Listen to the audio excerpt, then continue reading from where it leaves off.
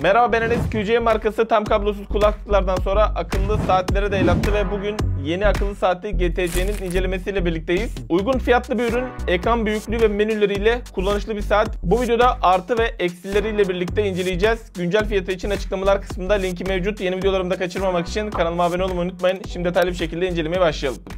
GTC modeli böyle bir kutuyla birlikte geliyor. Kutu arkasında kısaca teknik özelliklerini belirtmişler. Kutu içerisinde mıknatıslı bir şarj kablosu ve saatin kendisi geliyor. Saat ilk olarak elimize aldığımız zaman 1.85 inçlik 240'a 280'lik bir ekran mevcut. Ekran TFT bir ekran, yani AMOLED değil, ancak hani yakından bakmadığınız zaman gayet kaliteli durduğunu söyleyebilirim. Özellikle bu saatte en beğendiğim kısım ekran çerçeve oranı oldu. Çerçeveler oldukça ince ve ekran da büyük seçilmiş ve göze hitap ediyor. Saatin kasası da büyük olduğu için neredeyse tamamıyla ekran olmuş. Alt kısımda hafif bir boşluk mevcut. Saatte 22 mm'lik kordonlar kullanılmış. Kordonların yumuşaklığı gayet yeterli seviyede. Yine değişik bir kordon tasarımına gitmişler. Bu Apple Watch'lardaki kordonlarla normal klasik saat kordonlarını birleştirmişler ve genel olarak kullanım açısından farklı bir deneyim yaşatmıyor. Burayı takıyorsunuz. Sonrasında kalan kısmı da buraya sokuyorsunuz. Yani şu kısım rahatsızlık eder mi diye düşündüm, ancak kullandığım süre boyunca hiç fark etmedim diyebilirim. Gördüğünüz gibi de kolda da bu şekilde duruyor. Saatin altında kandaki oksijen miktarı ve SPO2 yine tansiyonla alakalı sensörler mevcut.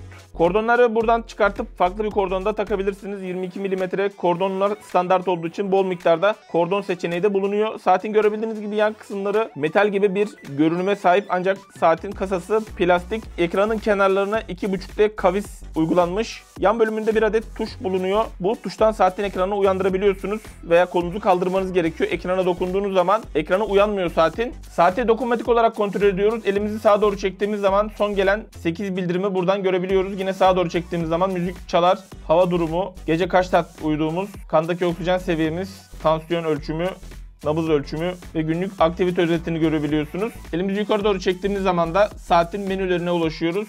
Menüleri görebildiğiniz gibi bu şekilde, yazı karakteri gayet okunaklı olmuş. Çoğunlukla bu tarz uygun fiyatlı saatlerde yazı karakterini çok güzel seçmiyorlar. Burada GTC'nin yazı karakterini beğendiğimi söyleyebilirim. Bu arada ekranı çok parlak değil. Şu an parlaklık seviyesi %25'te ayarlı. Kameradan o şekilde çıkıyor. Görebildiğiniz gibi menüler arasında yani yağ gibi bir akmıyor, ancak herhangi bir takılma da söz konusu değil. Yani böyle bıraktığınız zaman kendi kendine de hareket etmiyorlar. Genel olarak akıllı saatin menüleri bu şekilde. Elimizi yukarıdan aşağı doğru çektiğimiz zaman da böyle bir kısa yol konumlandırılmış. Buradan direkt ayarlara girebiliyorsunuz veya farklı kısa yolları seçebiliyorsunuz. Yani dokunmatik hassasiyeti açısından rahat bir şekilde saati kontrol edebiliyorsunuz. Saatin dünyada bile incelemesi epey az sayıda. Onlar da Japonca. Ben de yaptığım araştırmalarda saatin üzerine teknik özelliklerini tam olarak yazmamışlar. 3 ATM'lik suya karşı dayanıklık seviyesi olduğu belirtilmiş. Bazı kaynaklarda IPX8 olarak belirtilmiş. Yine bazı kaynaklarda IP68 olarak belirtilmiş. Genel olarak bakıldığında bu sertifikaların 3 aşağı 5 yukarı hepsi aynı. Yani suya karşı dayanıklı bir saat denebilir.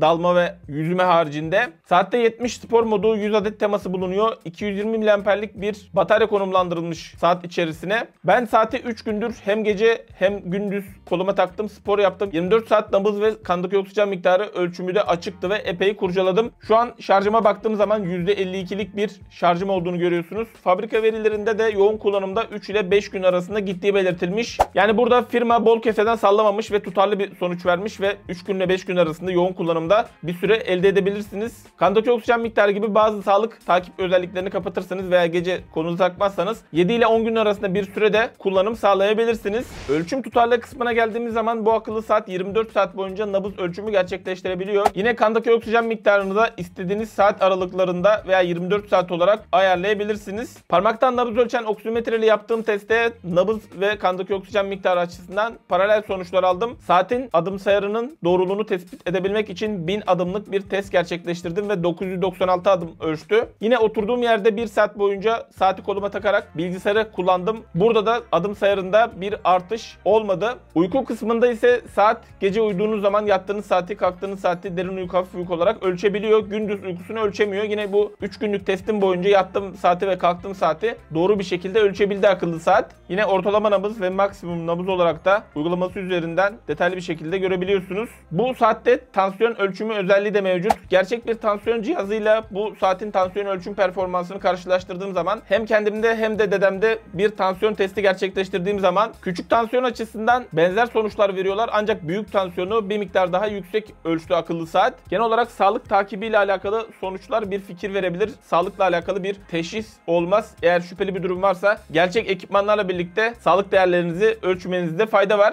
Spor kısmına geldiğimiz zaman saat üzerinde 70 adet spor modu mevcut. Uygulaması üzerinden bir spor başlattığınız zaman süre, mesafe veya kalori cinsinden hedef belirtebiliyorsunuz. Saat üzerinden bunlar belirtilmiyor. Spor yapma ekranında müzik çalarak geçemiyorsunuz. Spor bitiminde ise akıllı saat üzerinden istatistikleri göremiyorsunuz. Uygulaması üzerinden görebiliyorsunuz. Bunları ise spor bitiminde görebiliyorsunuz. Spor bittikten sonra böyle alt kısımda çıkıyor. Şöyle görebildiğiniz gibi bunların içine de girilmiyor. Yani spor açısından yaptığınız istatistikleri çok detaylı bir şekilde göremiyorsunuz. Bunları sonradan da görebilseydik güzel olurdu. Böyle bir sağlık halkası gibi bir aktivite halkası var. Bunu tamamlamanız gerekiyor her gün. Bildirim kısmına geldiğimiz zaman saat üzerinde bir hoparlör bulunmadığı için bildirimlerini bize titreşimle veriyor. Titreşim seviyesi ayarlanmıyor ancak yeterli seviyede diyebilirim. Gece koluma takarak saatle yattım ve sabah saatin alarmıyla uyanabildim. Saat son gelen 8 bildirimi gösterebiliyor. Mesajları bir kere okuduğunuz zaman mesajlar silinmiyorlar. Kendiniz silebiliyorsunuz. Burada gördüğünüz uygulamalardan bildirim alabiliyorsunuz. Yine diğer seçeneği bulunduğu için telefonunuza gelen tüm uygulamalardan gelen bildirimleri okuyabiliyorsunuz. Mesaj gösterim açısından çok uzun mesajları gösteremiyor. Genellikle uygun fiyatlı saatlerde yazı karakteri pek hoş olmuyor. Bu saatin ise yazı karakteri okunaklı olmuş. Ekran da büyük olduğu için rahatça okuyabiliyorsunuz. Bir bildirim geldiği zaman saatin ekranı kendi kendine uyanıyor. Bunu kapatma özelliği mevcut değil. Gelen mesajlara hazır cevap verme veya bir karşılık veremiyorsunuz. Yine gelen emojileri gösteremiyor akıllı saat. Bir arama geldiği zaman rehberinizdeki ismiyle saat üzerinden görebiliyorsunuz. Aramayı reddedebiliyorsunuz. Sessize alamıyorsunuz. Bildirimleri okuma ekranında bir miktar küçük gibi gözükse de mesajın içerisine girdikten sonra rahat bir şekilde okunabiliyor bildirimler. Burada biraz daha uzun gösterseydi daha hoş olabilirdi açıkçası. Bu saati ben iPhone 13 Pro modeliyle test ettim. Telefonla bağlantısı açısından bir bildirim alamama veya bildirim kaçırma gibi bir durum gözlemlemedim. Tema kısmına geldiğimiz zaman akıllı saatin uygulaması üzerinden 100 adet tema mevcut. Saatin ekranına basılı tutuyoruz ve 5 adet sabit tema bulunuyor saat içerisinde. 1,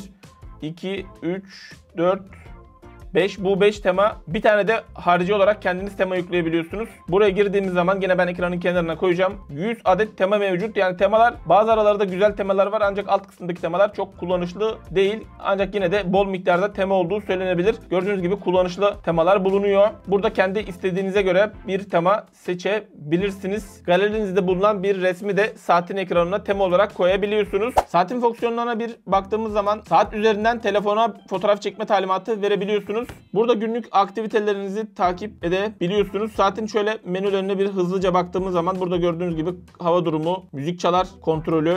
Burada çalan şarkının ismini göremiyorsunuz. Ancak ses arttırıp azaltma veya parça değiştirme gibi özellikler çalışıyor. Yine burada gelen bildirimler. Burada direkt bir saat üzerinden alarm ayarlayabiliyorsunuz uygulamaya ihtiyaç duymadan.